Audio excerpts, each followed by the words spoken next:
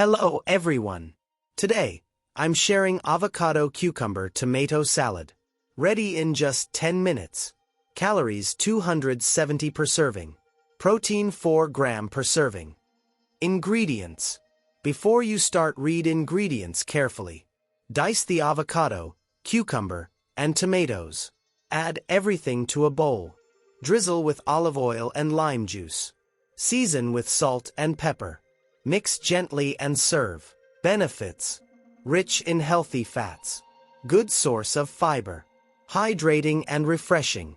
Supports heart health. Approximate nutrition per serving. About 270 calories. 4 grams of protein, 17 grams of carbohydrates, 8 grams of fiber, and 21 grams of fat. If you enjoyed this video, please like, share, and subscribe for more easy, healthy, and delicious recipes every day. Thank you for watching, and I'll see you in the next video.